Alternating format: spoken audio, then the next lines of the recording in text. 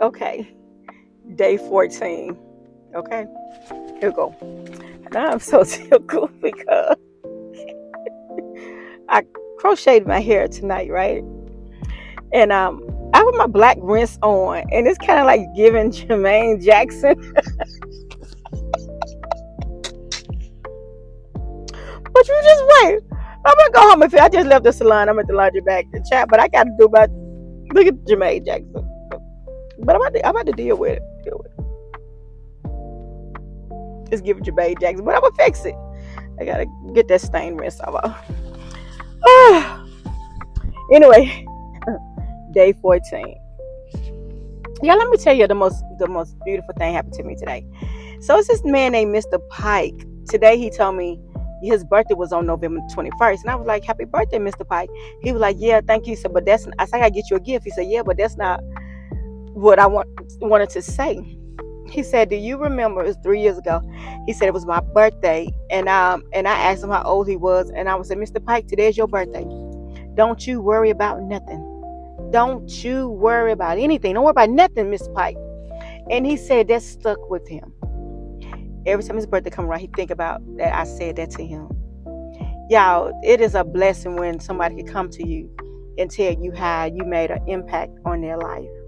You know, I was so thankful that Mr. Pike, he said he constantly remember me saying that to me. He constantly hear that in his ear.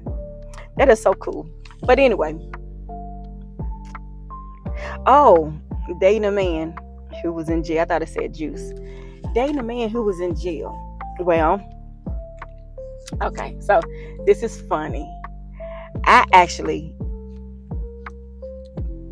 met a guy when he was in jail.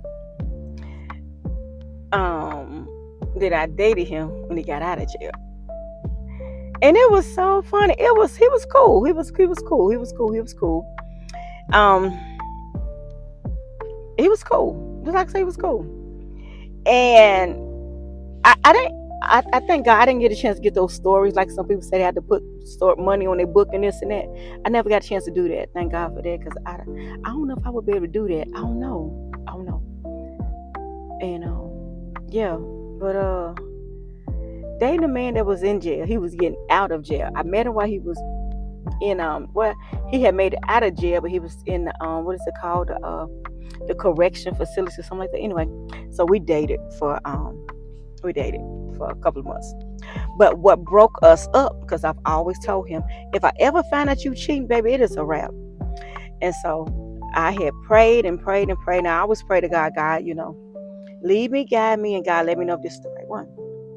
Child, I was over to his house, and one night, not only did one woman call, not only did two women call, but three women called his phone. And they told me they was going to beat me up. And I looked at him and I told him, I said, I told you, I don't play no cheating games. Nobody going to cheat on me. I ain't playing that. Child, January the 15th. I remember the date.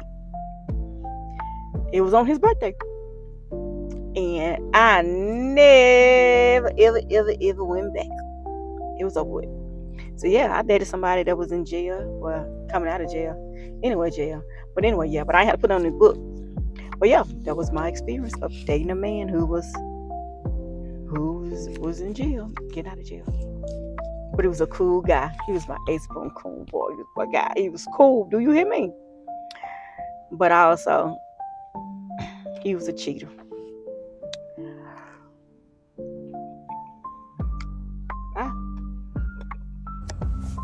I forgot something else. Y'all remember when was the movie Jody, Baby Boy, and Jody was driving Yvette's car. Well, we was at my family house and we were just playing spades and stuff. And he had came to visit. He had came over there, and he asked me. He got my keys to my car,